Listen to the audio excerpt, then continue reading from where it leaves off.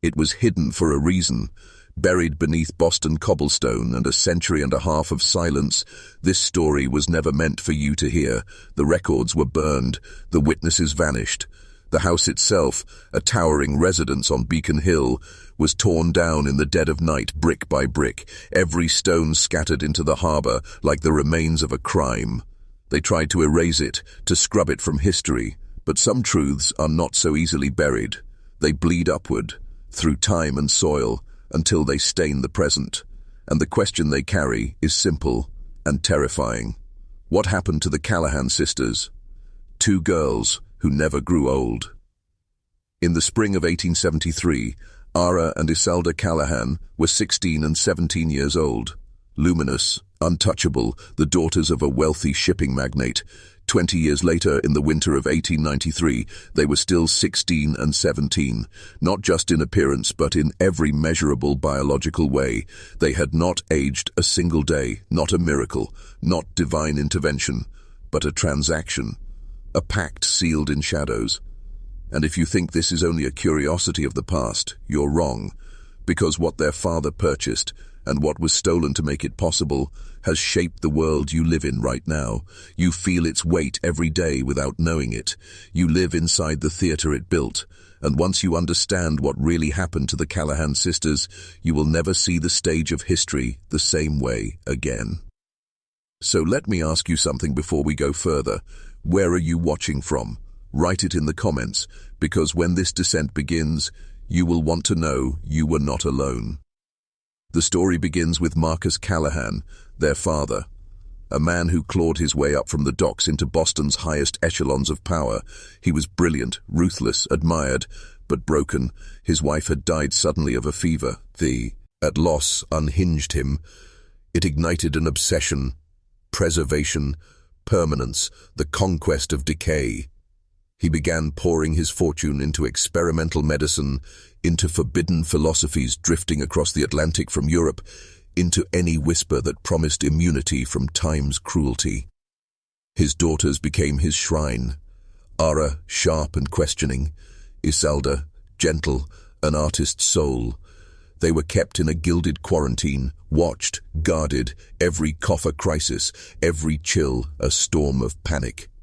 Marcus treated them not as children growing into women, but as fragile relics he could not allow to crack. His love curdled into desperation, and desperation always attracts predators. It was in May of 1873 that both sisters fell ill with the same wasting sickness that had claimed their mother. The family physician, Dr. Alistair Finch, wrote that Marcus descended into madness, barring him from their chambers for days. When Finch was finally allowed back, the sisters had changed. The fever was gone.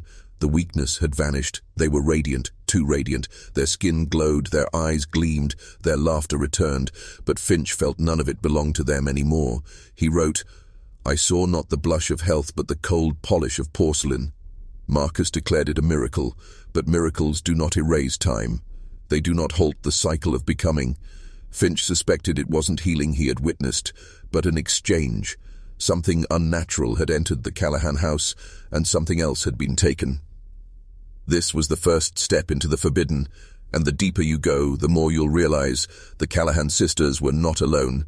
They were the face of a shadow empire, an empire that feeds on fear and buys permanence with blood.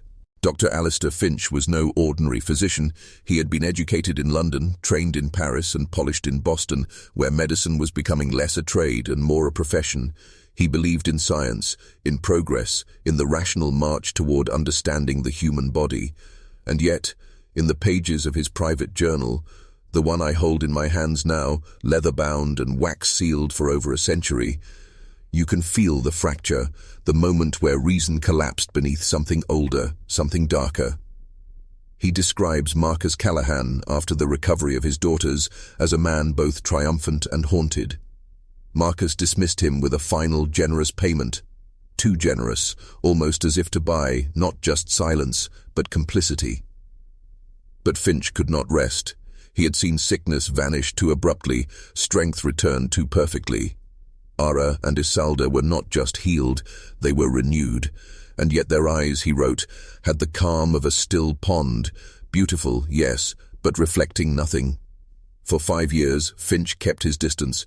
He observed the Callahan sisters only in public, at salons, at winter balls, at the glittering gatherings of Boston's Brahmins. They were radiant, admired, whispered about, but to Finch they seemed like actors repeating the same lines from the same script year after year. Their jokes never changed, their interests never deepened. They were suspended, as if caught inside a glass dome. And people began to notice. Gossip spread in slow, quiet currents, as it always does in old cities. At first, admiration. How do the Callahan girls keep their youth? But admiration decayed into unease. By 1878, when their childhood friends were marrying, bearing children, and showing the first touches of age, Ara and Isalda had not shifted at all. They were still the same radiant girls, frozen in the amber of youth. One society columnist wrote in a forgotten papier, "To see the Callahan sisters is to see a daguerreotype come to life, a moment preserved past its time. One wonders whether their father's love is preservation or taxidermy." The line was meant as wit, but wit often stumbles into prophecy. Finch's journal grows frantic here. He began to suspect, not just a medical curiosity, but a theft of nature itself. His suspicions hardened into obsession when he met a former Callahan servant in secret. Her name was Clara. She told him about the night the sisters fell ill, about a visitor who came not in daylight, but in silence and shadow, a man who was not a doctor, a man impossibly tall, gaunt, with eyes that did not blink. He carried an iron-bound box. He met with Marcus Callahan in the study for hours, and when he left, Clara swore the entire house felt cold, permanently cold. She also spoke of the sisters after their recovery, how sometimes they would stop, simply stop. They could be standing in a hallway or sitting by a window, and then stillness. No movement, no breath, as if waiting for some command unheard. Minutes, sometimes an hour. Then, suddenly, animation again, as if nothing had happened. This disturbed Finch to his core. Healing was one thing, preservation another. But this was programming. The Callahan sisters were not alive in the way others were. They were being animated, sustained, watched. He began to seek answers, moving beyond medicine into the city's underbelly. He found whispers of a fellowship, a hidden circle of Boston's elite, men who had all suffered devastating losses. Judges, industrialists, academics, men who had buried wives and children, men who could not accept the tyranny of time. They gathered under a name spoken only in whispers, the Stygian Fellowship. Their aim was not wealth, not influence, but the conquest of mortality itself. And the Callahan sisters, Finch realized, were their proof of concept. But proof demands a price, for time does not surrender easily. Something had been traded to create their permanence, and the truth of that price, when Finch uncovered it, would destroy him. The deeper Finch dug, the more he realized Boston's polished surface concealed a labyrinth of shadows. Beneath the gaslit streets and the parlors of Beacon Hill, there existed a second city, one of secret auctions, forbidden texts, and whispered promises sold to those wealthy enough to pay for them. Finch was a man of medicine, but grief had already broken his faith in science. Now, obsession carried him into places no respectable physician should tread. He met with charlatans who sold tinctures of mercury as eternal youth, with mesmerists who claimed to suspend death with a stare. Most were frauds, but among the nonsense, he began to recognize a pattern, the same name, the same symbol, the same rumors of men who were not searching for immortality, but permanence. This was different. Immortality still admitted the passage of time, endless years rolling forward. Permanence meant something else. Stasis, to stop the clock, to freeze a moment, a face, a life, like a photograph. Beautiful, but lifeless. The Callahan sisters were not immortal, they were permanent. Finch's notes grow feverish here. He records conversations with informants who spoke of gatherings held behind the facade of a respectable institution, the Boston Society for Chronological Study. On paper, it was a group of scholars devoted to history and preservation, but in whispers, it was known as the outer shell of the Stygian Fellowship. Behind closed doors, these men were not cataloguing the past. They were attempting to rewrite it. And Marcus Callahan was not just a member, he was one of its financiers. Finch pieced together a grim constellation. Every member of the fellowship had lost something irreplaceable: a wife, a child, a family line extinguished by fever or accident. Grief was their initiation and desperation their bone, and men of means, stripped bare by time's cruelty, willing to sacrifice anything to reverse the irreversible.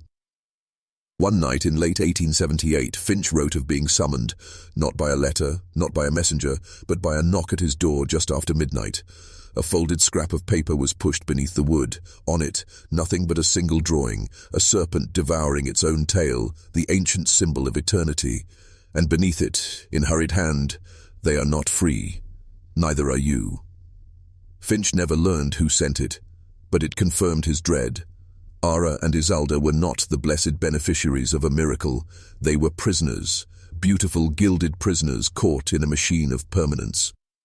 By the time Boston society turned its back on them, by the early 1880s, when the spectacle of their unchanging youth began to curdle into horror, Finch was already too deep.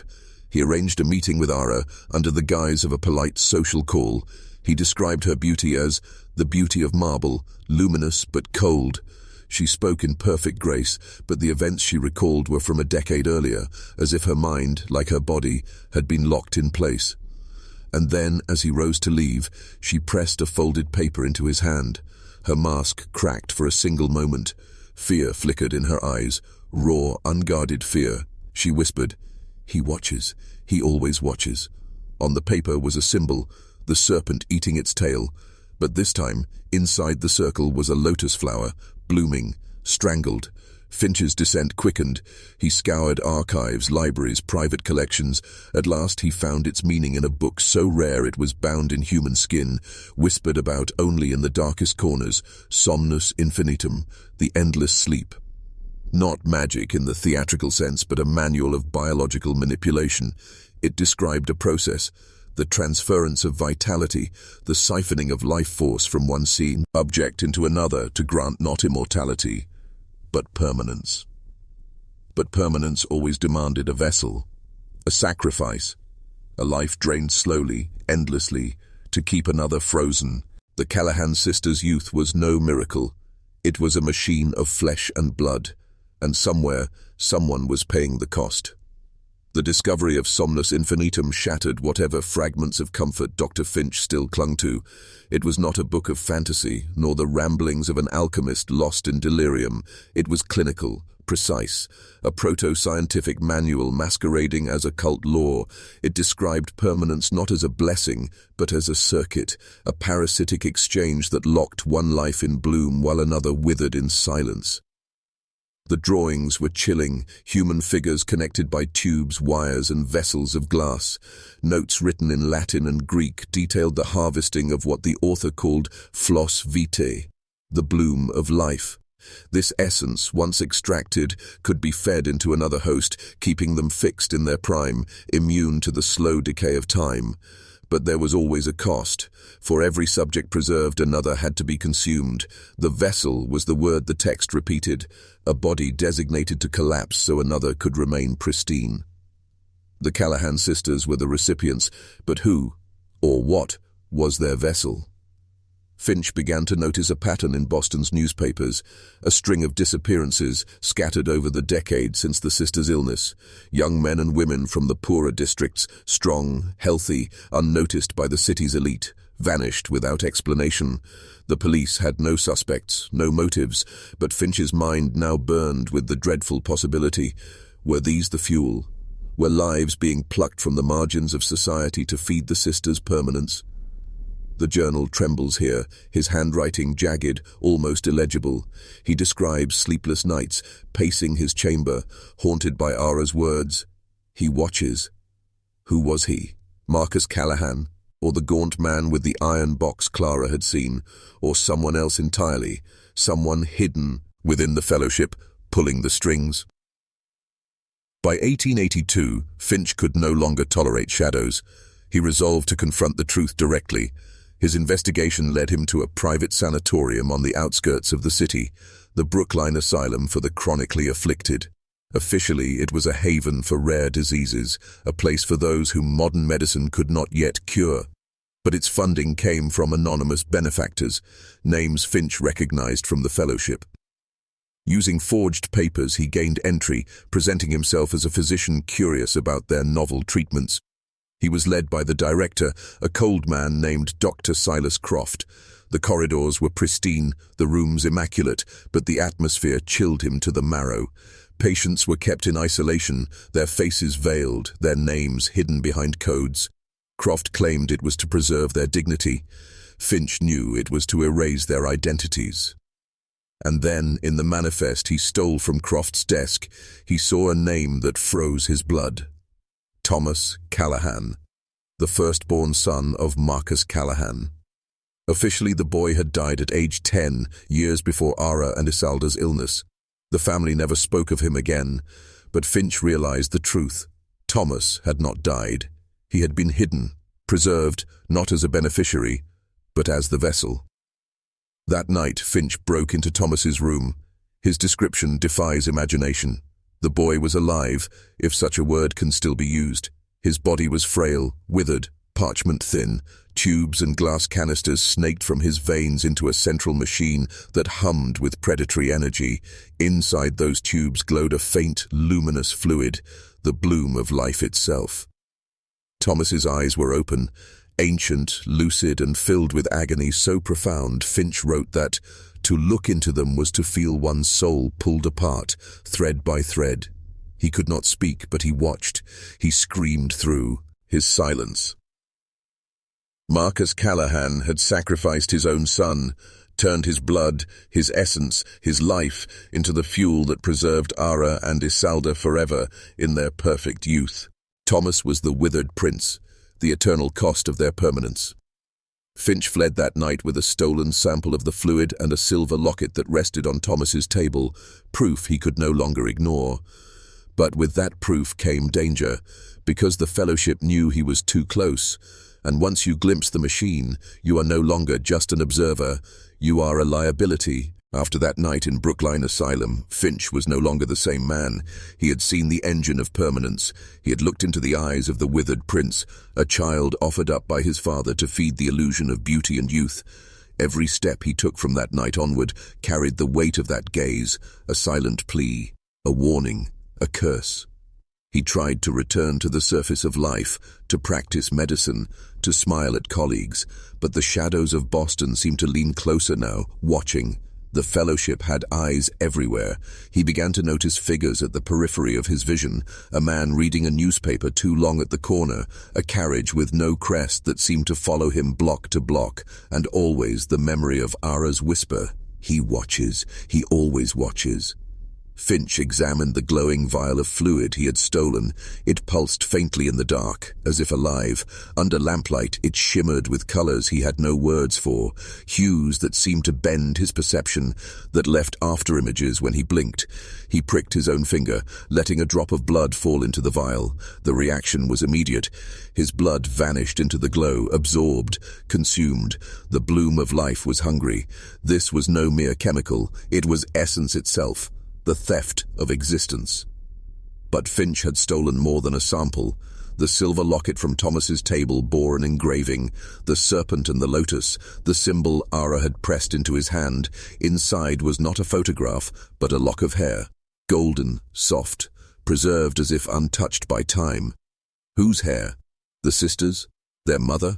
Or Thomas himself before he was bound to the machine? Finch could not tell. But he knew the locket mattered. It felt less like jewelry and more like a key. Within days, the fellowship's reach made itself known. His landlord informed him his lease was terminated without explanation. Patients began cancelling their appointments, whispering that Dr. Finch was not well. His publisher rejected his latest medical paper, claiming it was incoherent. His reputation, carefully built over decades, was dissolving overnight. And then came the letter. No return address, no signature, just a single sheet of thick parchment, embossed with a serpent biting its tail. The message was written in a careful hand. Curiosity is a hunger that devours its master. You have trespassed into a house not your own. Withdraw or be consumed. But Finch could not withdraw, not after Thomas, not after the truth. He was no longer chasing a story. He was entangled in it. In his journal, he writes of dreams that began to haunt him, dreams of the sisters standing motionless in endless corridors, their faces porcelain, their eyes vacant, whispering in unison, "Today, today, today." Dreams of Thomas, chained to the machine, his lips cracked, mouthing words he could not hear, until finally the sound tore through the silence. "Run." Finch knew the fellowship had turned its gaze fully on him. He wrote that his home was searched when he was away, objects slightly out of place, papers shuffled. The vial of fluid, once hidden beneath a floorboard, was moved 3 inches to the left. They wanted him to know. They wanted him afraid. And yet the greater terror was not what they might do to him. It was what they were doing to the city. The disappearances had grown more frequent. Young men and women, healthy, strong, vanishing without trace. The police dismissed them as runaways, as vagrants drifting west. But Finch knew better. He began mapping them, pinning the names and dates to his wall. The pattern was unmistakable. Each disappearance aligned with gatherings of the Boston Society for Chronological Study. Each victim was another bloom harvested. The fellowship was not preserving 2 girls. It was operating a system, a factory of permanence, hidden behind wealth and respectability. Finch's descent was no longer about uncovering a mystery. It was about surviving long enough to reveal it. But survival, he was beginning to understand, might not be an option. Because those who trespassed against the fellowship never simply disappeared. They were rewritten. Finch began to trace the fellowship not just through whispers, but through records hidden in plain sight. Boston in the late 19th century was a city in transformation, the birthplace of industry, of academia, of American aristocracy. And yet, beneath the surface, Finch found the same names appearing again and again. They sat on the boards of banks. They endowed chairs at Harvard. They funded charitable institutions with one hand and erased inconvenient truths with the other. Every thread Finch pulled led back to the same circle, the Stygian Fellowship. At first glance, they appeared as philanthropists, men of vision, builders of the city, but Finch understood their philanthropy for what it was: camouflage. Each library built, each orphanage funded, was a mask for their real project, to conquer the one enemy wealth and power could never vanquish: time itself. He described his discovery with a bitter clarity. They do not seek progress. They do not seek the future. They seek to stop it. They seek to chain the river of time and drink from it as their private fountain. And this hunger seeped into every institution. Finch tracked donations made to medical schools where professors quietly experimented on unclaimed bodies from the city morgues. He traced funds into psychological societies where theories of mind control and suggestion were tested not on volunteers but on the poor and the insane. Even the church was not immune. Ministers were paid to preach sermons extolling the permanence of God's will, softening the minds of congregations to accept permanence as virtue rather than corruption. The fellowship understood something fundamental. Power was not about money alone. Power was about shaping belief. If men could be taught that time itself was negotiable, that permanence was progress, then the fellowship could operate in the open without ever being named. Finch realized with growing horror that the Callahan sisters were not an aberration. They were a prototype, a demonstration of possibility. Their eternal youth was paraded at salons and whispered about in society papers, not in spite of the suspicion it provoked, but because of it. The fellowship wanted the whispers. Rumor was their advertisement. Behind the closed doors of Beacon Hill parlors, men watched Ara and Isalda with hungry eyes, calculating what fortunes they would trade to see their wives frozen at 20, their sons immortalized before sickness could take them. The sisters were bait, living proof that permanence was possible. And yet Finch knew the cost. He had seen the withered prince. He had seen the agony that powered the illusion. The fellowship did not erase death. They redistributed it. They concentrated decay into chosen vessels so that others could remain pristine. This was not science. It was not magic. It was extraction, a machinery of flesh. And the machinery was growing. The more Finch investigated, the more disappearances he uncovered. Entire families vanishing from the slums, ships docking from Europe with passengers listed but never accounted for, records falsified, identities erased. The Fellowship was feeding on the margins of society, invisible to the polite world that toasted their philanthropy. Finch wrote, "I once believed history to be the story of men, but it is the story of hunger. Hunger dressed in marble and respectability, hidden in ledgers and minutes, cloaked in sermons and speeches. And now I see, history is not only written by the victors, it is written by the permanent." The realization crushed him, but it also ignited him. He began leaving coded messages in letters to colleagues, planting fragments of the truth where he could. If he disappeared, he wanted others to find the trail. He carried the vial of fluid always with him, and the silver locket pressed against his chest, a talisman of both proof and danger.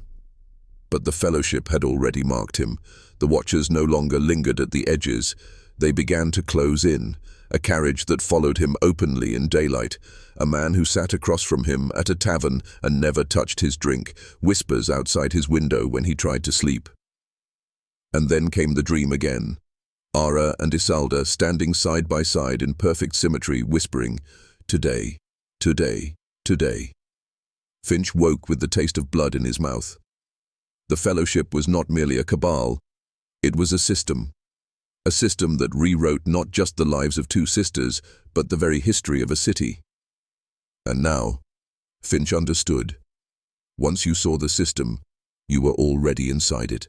For weeks, Finch moved like a hunted animal, darting from one lodging house to another, carrying only his journal, the locket, and the vial of luminous fluid. Each time he settled, he felt the eyes return, always calm, always patient. The Fellowship did not chase, they watched. They waited for fear to unravel him. But Finch was not yet broken. Fear sharpened him. It drove him deeper into archives, into basements of churches, into the private collections of men who traded in the forbidden. And it was there, among mold-blackened papers and forgotten folios, that he discovered how the Fellowship truly operated. It was not mere science. It was not mere faith. It was something older, stitched together from both. The key was Somnus Infinitum, the same book that had described permanence. But Finch learned there were companion texts, fragments scattered across Europe, smuggled through monasteries, copied in secret by hands that trembled. He found references to them in marginalia, in auction records, in private letters, Liber Eternitatis, De Vita Extracta, Codex Stygiana. The Fellowship had gathered these shards, translating and splicing them into a doctrine of permanence. They called it chronoturgy, the craft of time. Finch's notes describe the process as a fusion of three disciplines: science of the body, extraction of the floss vitae from living vessels channeled through glass and metal apparatus, a grotesque parody of medicine; geometry of the stars, alignments of ritual performed according to celestial cycles, not for worship but to synchronize human bodies with the rhythms of eternity; the theater of belief, ceremonies that conditioned both victim and observer, shaping perception so that permanence was not only achieved but accepted, woven into the minds of those who witnessed it. This last element horrified Finch most. The Fellowship did not rely on secrecy alone. They relied on consent manufactured through ritual. To witness their ceremonies was to be reshaped, made complicit. The human mind became another vessel in their machinery. He uncovered an account of an initiation rite, written in cipher and hidden within a Harvard donor's diary. It described a gathering in a candlelit hall where men of wealth and stature stood in a circle around two figures, one radiant, untouched by age, the other frail and skeletal, bound in chains. At the height of the ritual, the frail one was drained, their essence captured in glass and poured into the radiant.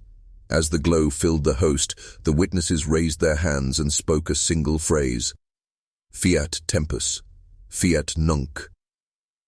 Let time be made, let it be now. The account ended with the witness confessing that afterward he could not remember the skeletal figure's face. The ritual had erased it from him. He left the hall convinced he had seen a miracle, unable to recall the suffering that made it possible. Finch realized this was how the Fellowship endured. They did not only feed on bodies, they fed on memory. They sculpted history itself, pruning away what was inconvenient, teaching men to forget what they had seen until only reverence remained. And the Callahan sisters, Ara and Isalda, were not only recipients of permanence, they were symbols, living altars. Their very existence was a ritual, a theater of beauty masking the horror beneath. The city saw them and whispered of miracles, never of sacrifice. The ritual worked because no one wanted to see the withered prince who paid their price. Finch described his revulsion, but also his dread fascination. In one entry he wrote, "It is not sorcery. It is worse.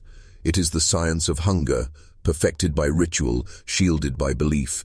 It is the grafting of eternity onto flesh, and once a man sees it, he cannot unsee. His eyes are stitched open. The next pages grow fragmented, the ink smudged as though written with trembling hands. Finch writes of hearing voices in the night, not whispers but chants, phrases he could not understand yet felt inscribed upon his bones. He dreamed of Ara and Isalda again, their voices now in unison with dozens of others, a chorus murmuring, "Fiat nunc, fiat nunc, fiat nunc." The fellowship had crossed from science into liturgy, from experiment into worship, and Boston itself was their cathedral. By the autumn of 1883, Finch was convinced he could no longer rely on second-hand accounts. The journals, the stolen manifest, the whispers of vanished patients, all were evidence, but evidence that could be dismissed as paranoia, forgery, or madness. What he needed was sight. He needed to see the fellowship in its ceremony. It was Clara, the maid who had once seen the gaunt man with the iron box, who unwittingly gave him the chance. In one of her trembling visits to Finch's practice, she let slip that Marcus Callahan was preparing a special reception at his Beacon Hill residence. Guests had been invited under the pretense of a cultural salon, music, poetry, intellectual discourse.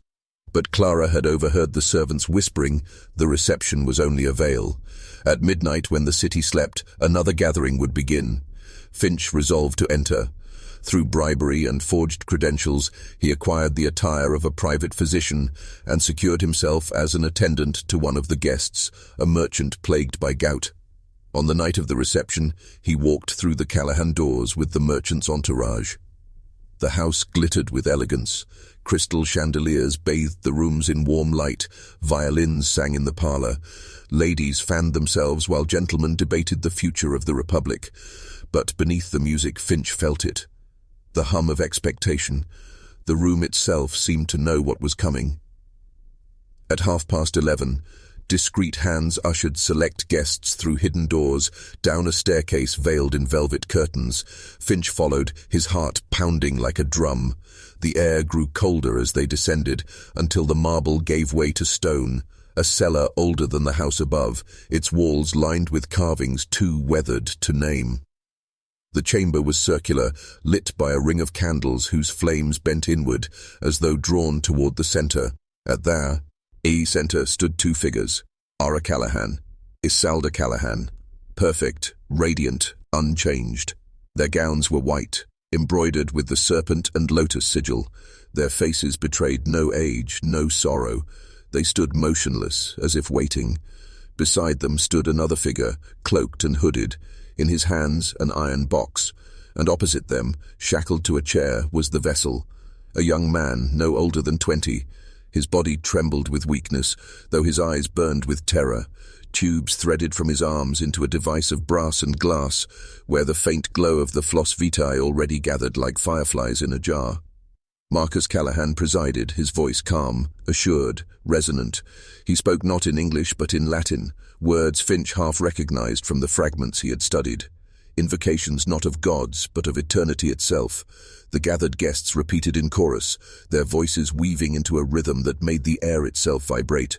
Fiat tempus, fiat nunc. The glow in the glass grew brighter. The vessel groaned, his life draining, his body collapsing inward as if time itself were fleeing him. The sisters stood silent, their faces impassive. When the glow reached its peak, Marcus placed his hands upon the vessel, then lifted them to Ara and Isalda. Attendants opened the machine, releasing the fluid into chalices of crystal. The sisters drank. And in that instant, Finch swore he saw them flicker, as though their forms were not fixed, but shuddering images, stilled photographs briefly reanimated. For a heartbeat he glimpsed the horror beneath, faces hollowed, skin cracked, eyes sunken, and then the glow washed over them, restoring their perfection. The chamber erupted in solemn applause. The guests bowed their heads, murmuring prayers. The vessel sagged lifeless in the chair, his face blurred in Finch's mind even as he stared at it, as though the ritual itself was excising him from memory. He clutched the locket in his coat, desperate to anchor himself to something real, something unedited. But the worst was not what he saw. The worst was what he felt. For as the sisters drank, the room seemed to hold its breath. Time itself paused, the flicker of candles frozen, the sound of dripping water suspended. For a moment Finch felt permanence touch him, and in that stillness he understood the temptation, to be unbroken, to remain forever in a single perfect now. Then the chant ended, the world resumed, and the vessel's body was carried away through a side door, vanishing into silence.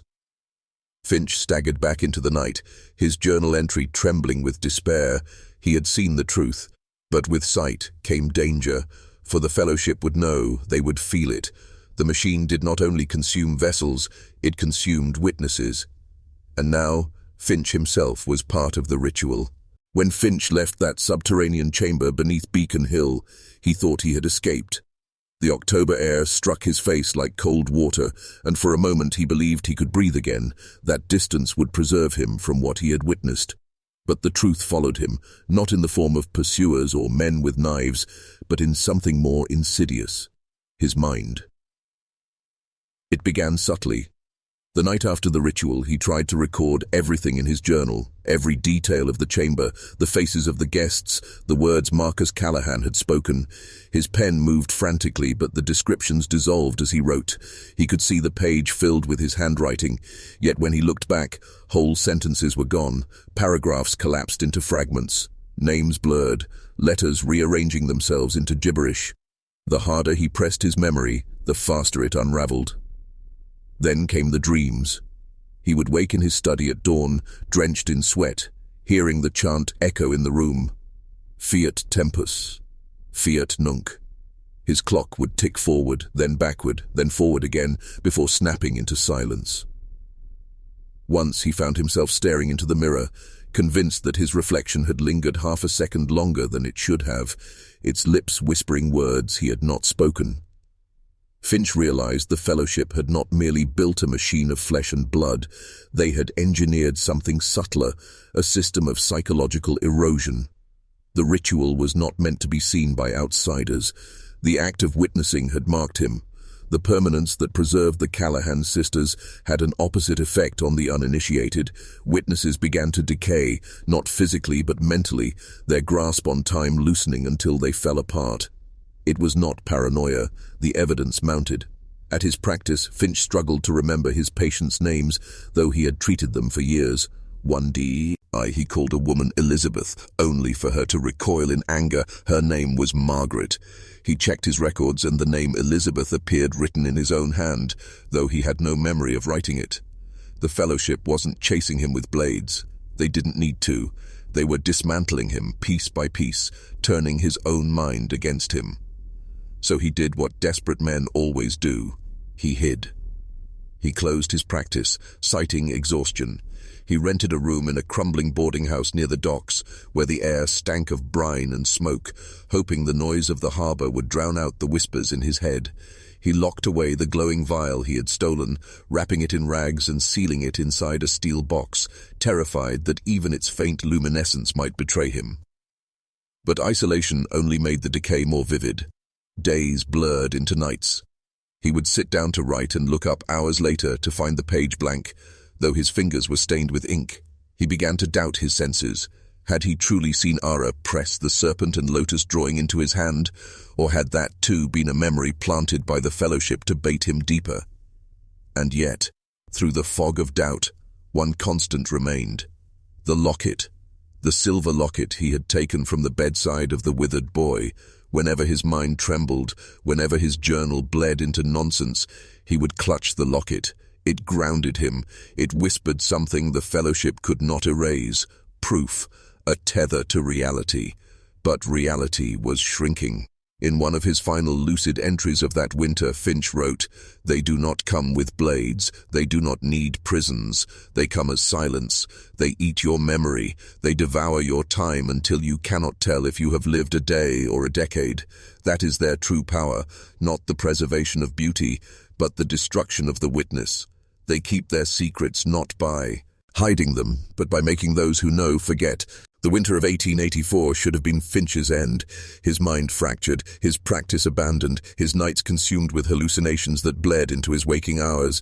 But fate, or perhaps the Fellowship's own arrogance, delivered him a thread, and in his fragile state, Finch clutched it like a drowning man reaching for driftwood. It came in the form of a book, or rather, a set of loose papers, stuffed haphazardly into a weather-beaten folio that arrived in the dead of night, slid under the door of his boarding-house room with no sender, no explanation. The folio smelled of mildew and seawater, as though it had spent decades locked in some ship's hold. The papers were brittle, written in an archaic hand, ink faded to brown. They were dated 1731.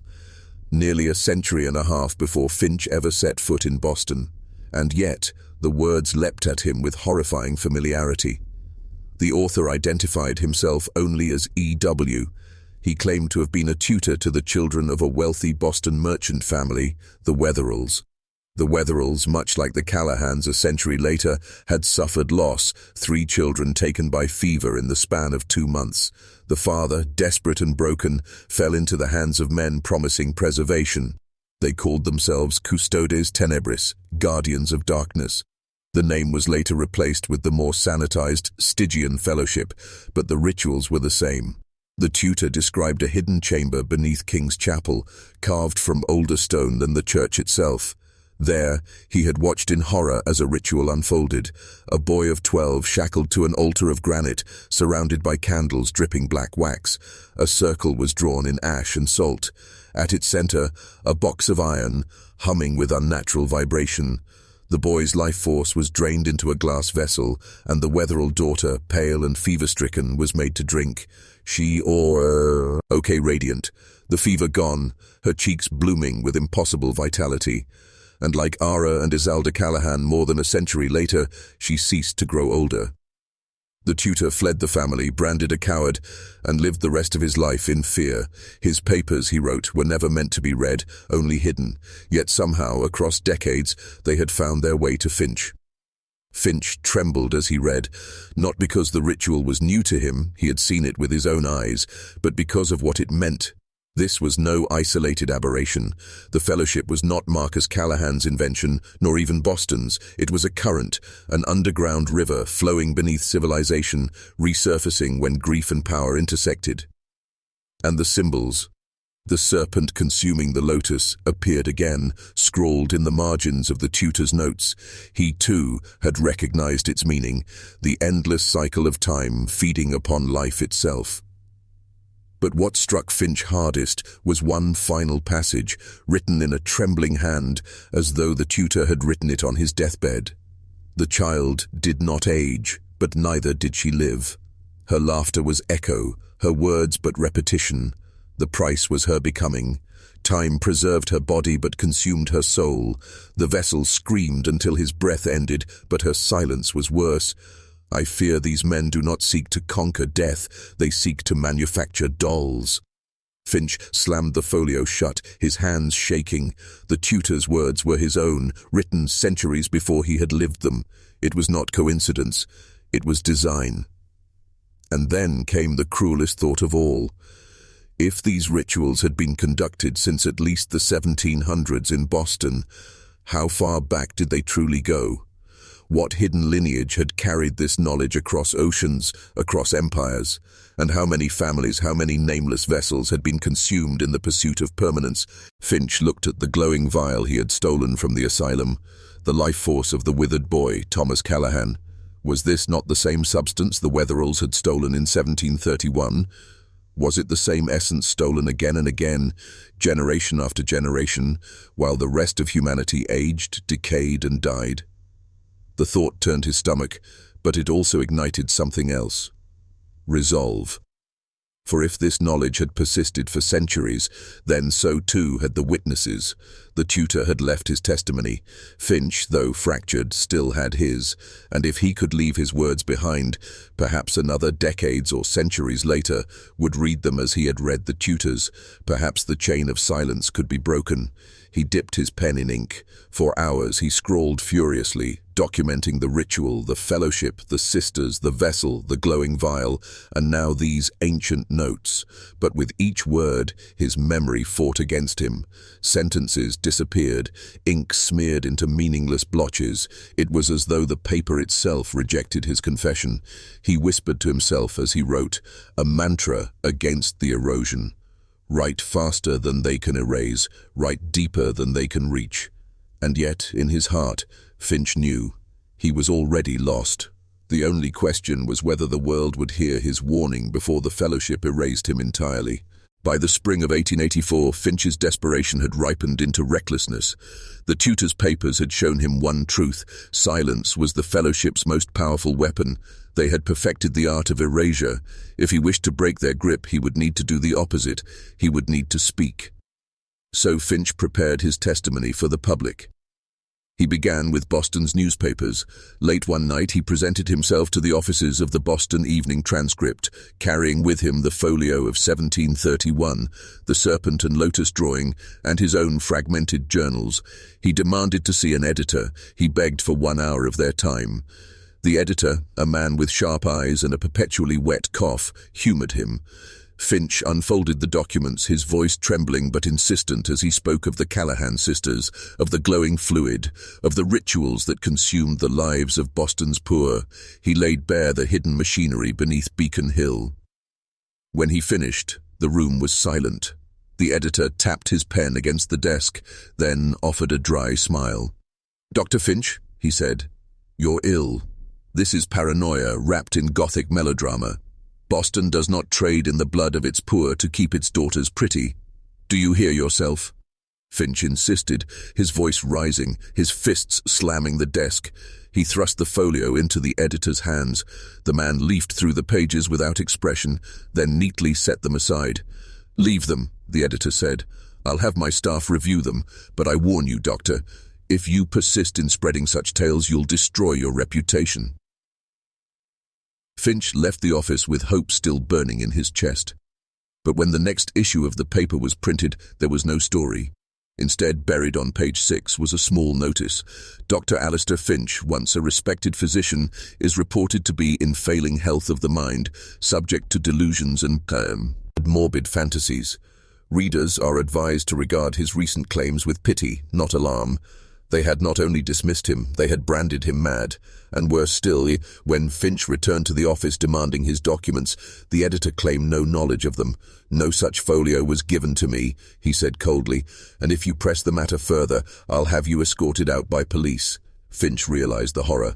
The newspapers were not neutral. They were conduits, already purchased by the fellowship. The same men who raised toasts in the Callahan cellar were the patrons who kept presses running, who bought silence with coin and power. But Finch was stubborn. If the papers were corrupt, then he would go higher. He sought the church. He approached Reverend James Hollister of King's Chapel, a man reputed for his moral severity. Hollister heard Finch's plea with a grave face, nodding at intervals, but when Finch spoke of the rituals beneath the chapel itself, the Reverend's eyes hardened. "You tread on sacred ground, Doctor," he said.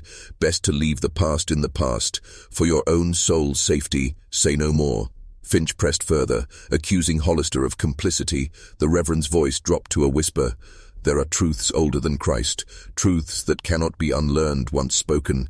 If you value salvation, bite your tongue."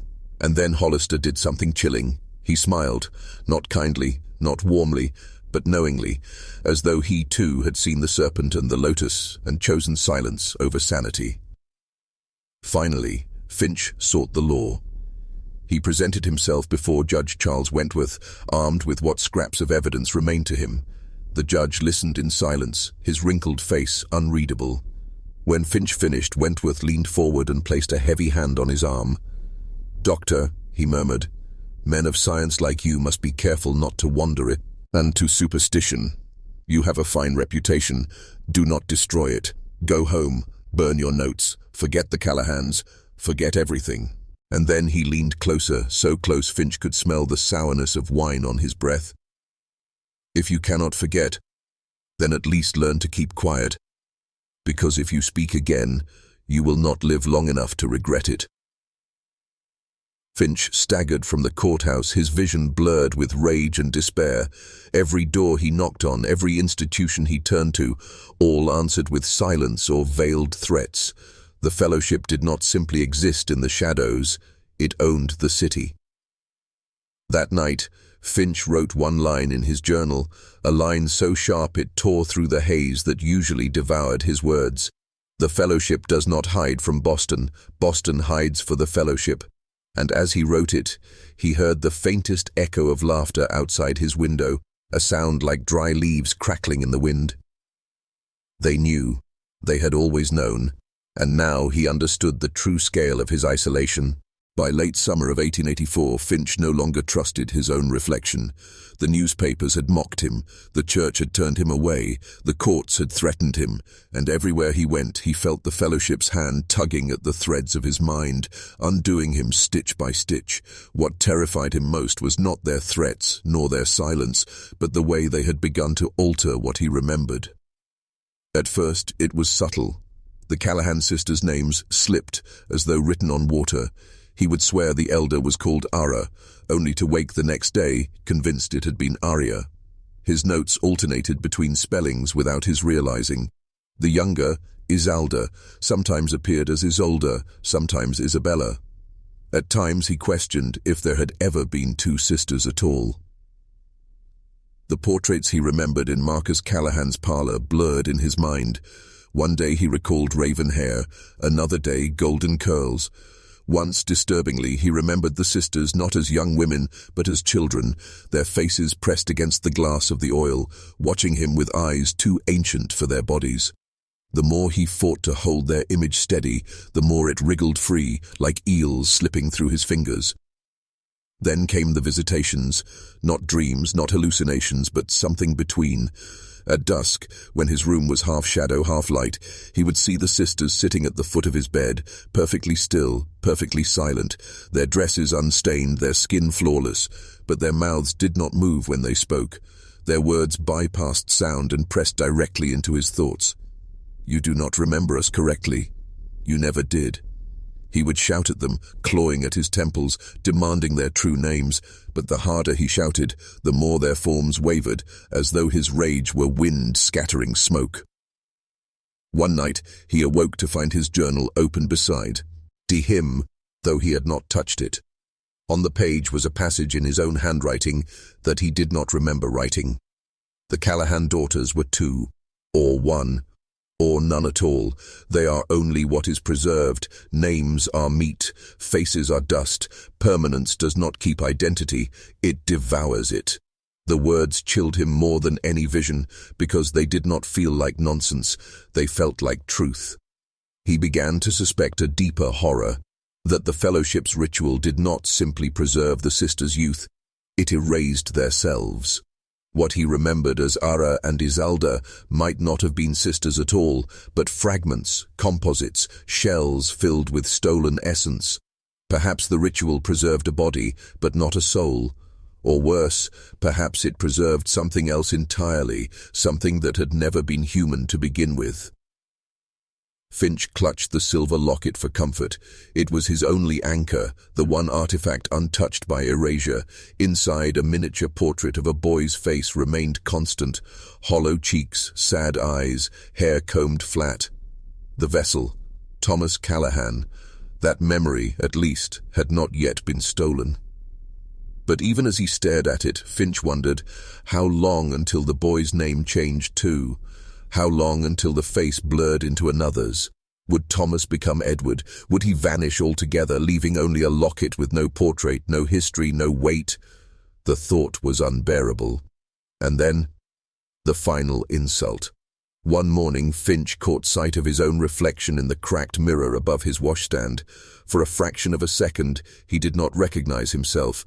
The face staring back at him was younger, smoother, untouched by the lines grief had carved. His jaw was firmer, his eyes brighter. It was the face of Alistair Finch from 10 years ago.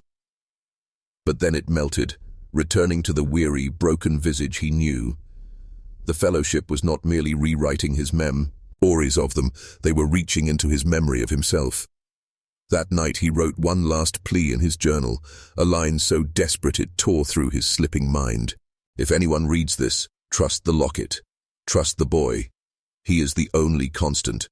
Hold to him, or else you will forget even your own name. When he finished, he wept, not because he was mad, but because he feared he was not. By autumn of 1884, the locket had become Finch's sole compass.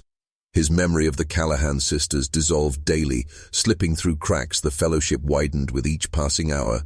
But the boy, the vessel, Thomas Callahan, remained firm in his mind. That constant gave him direction, and direction gave him purpose. Finch resolved to trace the boy's lineage. If the Fellowship relied on vessels, then Thomas was not the first. There had to be others. And perhaps, if he could follow that line backward, he might find a fracture in the Fellowship's chain. His search began at the asylum, where the boy had wasted away. Under a false name, Finch bribed a clerk for access to the patient registers. The entry for Thomas Callahan, admitted 1883, deceased shortly after, was maddeningly brief. Cause of death listed only as exhaustion. No burial recorded, no family noted, as though the boy had been heir, conjured and dismissed. But Finch knew paper always left shadows. He followed the trail to church records, searching baptismal ledgers. And there, scrawled in fading ink, he found him. Thomas, son of Margaret Callahan, baptized 1871. The name Margaret struck him. He had heard it before. A patient from his practice, a pale young seamstress consumed by coughing fits. She had spoken little, but once mentioned a brother who worked in one of the Callahan warehouses. Finch had thought nothing of it at the time. Now he understood. Margaret Callahan had been kin to the Fellowship's line, and her son had been harvested to preserve Ara and Isalda. And Margaret? She had died in 1872, officially consumption. Finch no longer believed in official causes. Driven by this revelation, Finch dug further. He combed through decades of parish records, aided by long hours in candlelit vestries where dust choked his lungs. Again and again he found Callahan births and deaths marked with peculiar regularity. Children born in poverty to collateral branches of the family, dying before adolescence, often without cause, often without burial sites, always when the Fellowship's daughters showed no signs of aging. A pattern emerged.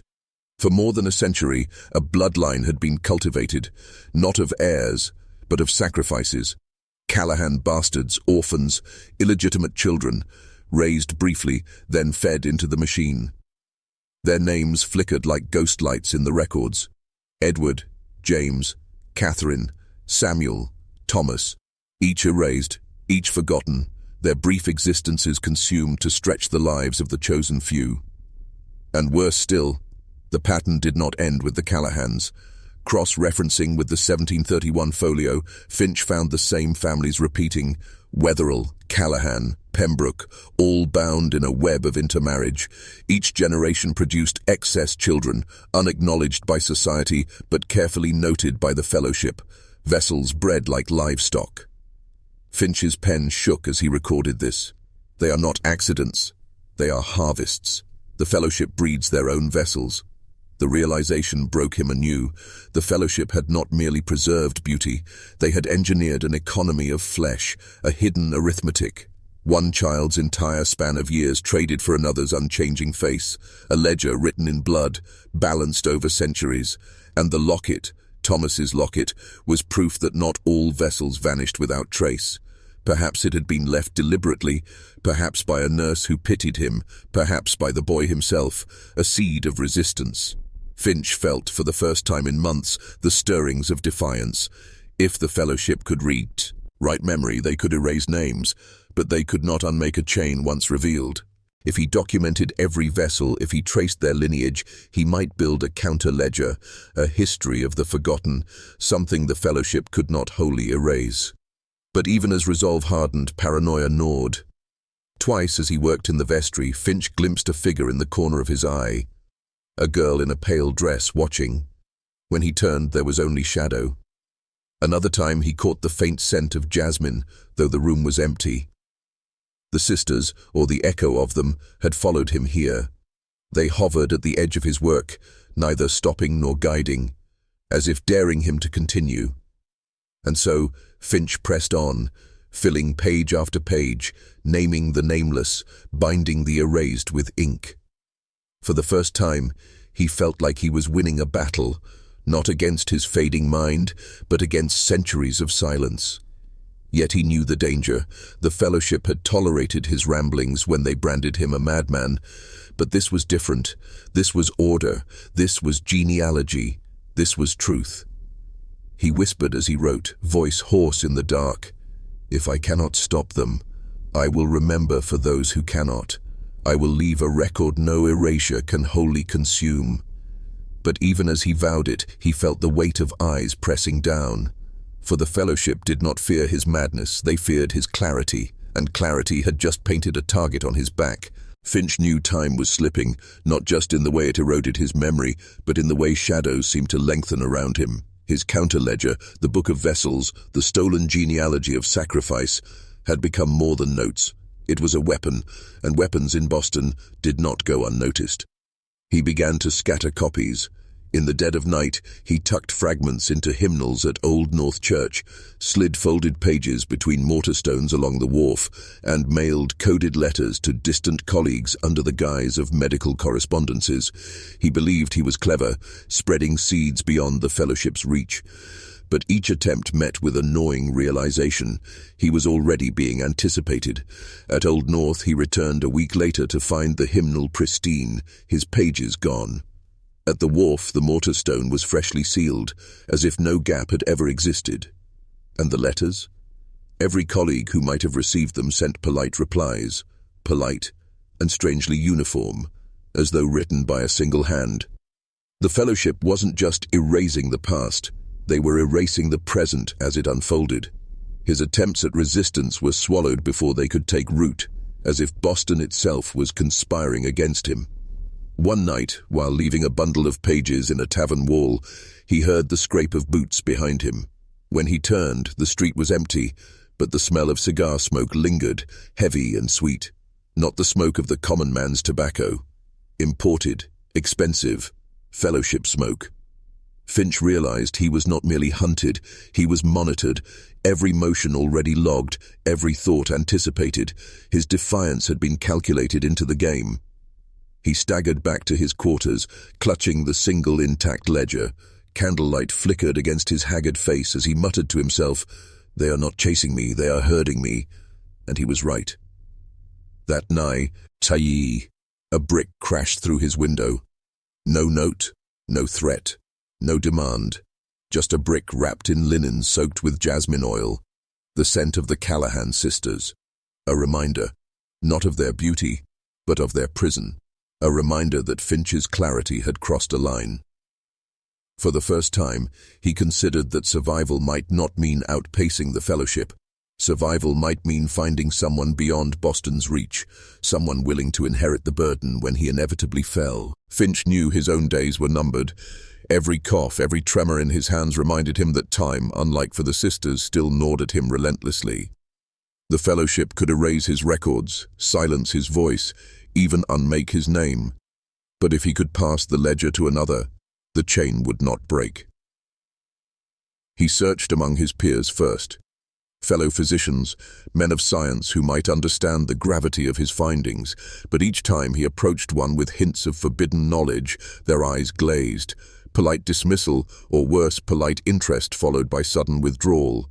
Within days, those men avoided him entirely, as though warned. The fellowship's net was too wide. So he turned to the edges of society, apprentices, dock workers, a bookseller's boy who lingered too long over grim texts, a young soldier with scars on his mind deeper than those on his skin. He watched them, tested them with cryptic remarks about time and memory. Most stared at him blankly, a few laughed. One or two shivered and hurried away. Only one remained. A girl, no more than 18, who worked in the back room of a print shop near Tremont Street. She had eyes that never blinked too quickly, and she listened without judgment when Finch spoke of erased names and vessels bred for slaughter. She didn't recoil.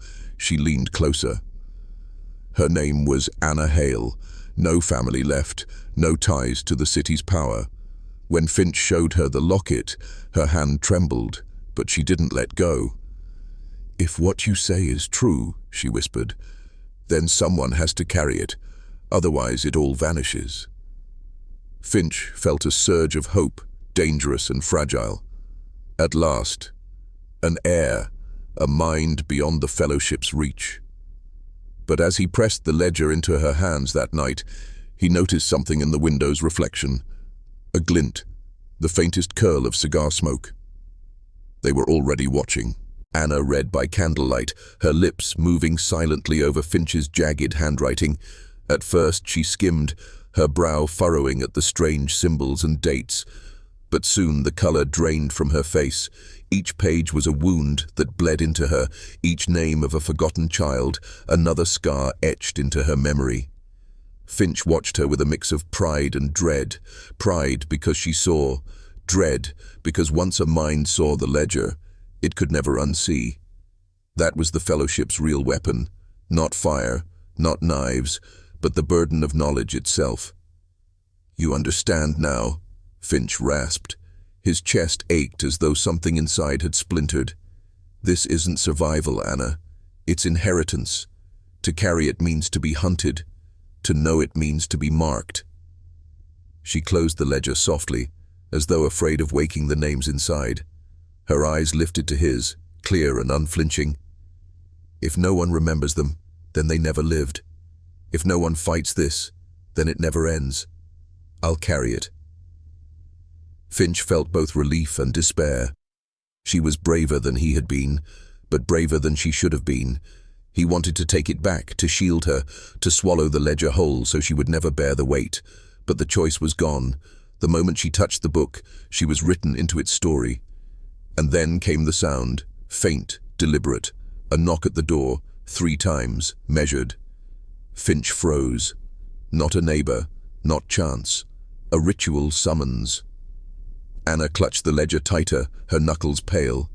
Finch whispered, "They've come for me. But if you run, maybe they won't know of you yet. Go." But in his heart, he already knew. The fellowship always knew. The green lantern's light thickened as though smoke were poured into the air. It wrapped around Anna, coiling like a serpent. She tried to move, but her limbs froze, her voice reduced to a whisper that barely reached Finch. "Don't let them." The lantern-bearer spoke, his tone patient, almost kind. "Every generation requires a vessel. Every record requires a keeper. You offered yourself, child. That is consent." Anna shook her head violently, tears streaking down her cheeks. "No, I said I'd remember, not serve you." The blank-eyed man stepped forward, placing a cold hand on her forehead. Finch tried to shout, but blood filled his mouth. He could only watch as Anna's body convulsed, her pupils dilating until her eyes became black pools. The iron case snapped open, releasing another vibration, lower, deeper, like the toll of a funeral bell. Images poured into her, not memories of her own life, but centuries of stolen faces. Vessels wasted in locked rooms, sisters smiling with porcelain eyes, children dragged screaming from beds. The ledger's ink seared into her veins. Every forgotten name branded itself upon her soul. She screamed, not with terror, but with the unbearable weight of knowing. The lantern's glow pulsed once, and when it faded, Anna stood trembling, the ledger still clutched in her arms. Her voice was flat, hollow. "I remember them all." The lantern-bearer nodded, satisfied. "Then you are marked. You cannot die until we permit it. You cannot forget, even if you beg." Finch collapsed, despair crushing him. He had tried to save her, to pass the truth beyond himself. Instead, he had delivered her straight into the Fellowship's design. Anna turned toward him, her face pale as ivory, her lips trembled. "It's too late for you, but maybe not for me." The men filed out as quietly as they had come, leaving the house colder than before. Anna was no longer free. She was their new archive. The days after the raid dissolved into fragments. Finch no longer trusted the sun when it rose, nor the clock when it struck the hour. Time bent in on itself, loops within loops. Some mornings he swore it was 1871 again. Other nights he felt centuries old. The Fellowship hadn't killed him. They didn't need to. Instead, they let the hum from that iron case linger inside his skull. It throbbed endlessly, erasing names, stripping meaning, hollowing out thought. He would try to write, but the pen slipped from his hand, and when he looked down, the page was blank, though he could feel the ink wet on his fingers. Anna visited once, or perhaps he dreamt it. She stood in the doorway, the ledger pressed to her chest. Her eyes were darker than before, ringed with shadows, her voice flat. "I still remember. All of them. They won't let me stop." Finch tried to beg her forgiveness, but the words wouldn't form. His tongue felt heavy, useless. She gave him one long, sorrowful look, then turned away. The Fellowship had no need for violence. Oblivion was their art. They let their enemies dissolve. By the time attendants from the asylum came for him, there was no struggle. He shuffled forward, obedient, a man who had already been hollowed. At night, in his cell, he scrawled one phrase into the wall with bloodied fingernails, over and over until his fingers broke. "Remember the withered prince." The orderlies painted over it in the morning, but the words bled through again by dusk. By 1902, Dr. Alistair Finch was gone. Officially, a death from fever. Unofficially, another mind erased. But his ledger survived. It lived now in Anna Hale.